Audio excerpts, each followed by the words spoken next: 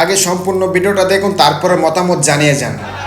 নাসিরুল্লাহ সাহেব পাটোয়ারি সাহেব ওইখানটা বাড়িতে আছে, তার সাথে সবাই বাইরেছে, সবাই বাইরিয়া তারে ধাক্কাইয়া নিয়ে যাইতেছে এবং আরও মুসলিরা যারা আছে তারা ধাক্কাতে কী করতেছে এরকম ওইখানটা বাইরনের সময় এই গ্লাসটার মধ্যে ধাক্কা খাইয়া গ্লাসটারে ভেঙে গেল, তখন আর কেউ দেখলো না গ্লাসটা যে ভাঙছে।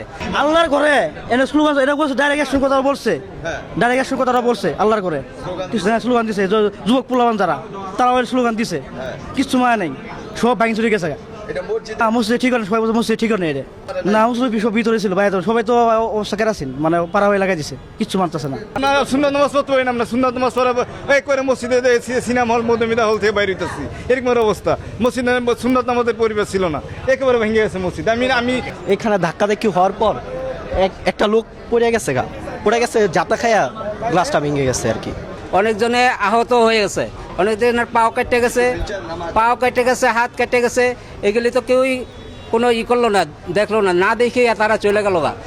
আমি একজন এই মসজিদের নিয়মিত মুসল্লি, আমি অরাজনৈতিক লোক, কিন্তু আমরা মসজিদে ডিসিপ্লিন ব্রেক হোক এটা আমরা কখনো চাই না। এটা ইমাম সাহেব খতিব সাহেব অত্যন্ত যোগ্য লোক, ওনার বক্তব্য কথাবার্তা আমার পছন্দ, আমরা কেউ অসন্তুষ্ট না। কিন্তু এই যে পোলাপান যেভাবে বাইরে সেটার নিয়ম মতো বাইরে অনেকে মসজিদে আস্তে আস্তে হাঁটতে হইব, আস্তে কথা বলতে হইব, মসজিদের নিয়ম নীতি শৃঙ্খলাবোধ আছে, এটা ভেঙে ফেলাইছিল।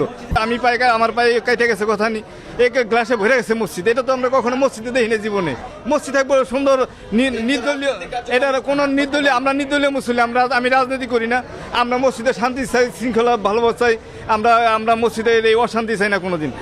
আমরা চাই মসজিদ সুন্দরভাবে চলুক, ইমাম সাহেব খতিব সাহেব সব যোগ্য লোক যারা এসে, আমরা যে কোনো অতিথি এলে তাদের অসম্মান করি না, কিন্তু আমরা এই অশান্তি আমরা পছন্দ করি না। বাইরের বিশৃঙ্খলা করার জন্য কিছু লোক ঢুকছে আর কি, ঢুকার কারণে ধাক্কা দিচ্ছে। তো ওনার তো ডিসিপ্লিনের অভাব ছিল, ওনার কাছে সাধারণ মানুষ এখানে আসছে, ওনার জনপ্রিয় একটা লোক, ভালো মানে বিরোধীদের কথা বলে, মির্জা আব্বাস সাহেবের বিরুদ্ধে কথা বলছিল, নির্বাচন করছিল, তার কারণে অনেক লোকে আসছে, ইয়াং জেনারেশন তাকে খুব ভালোবাসে।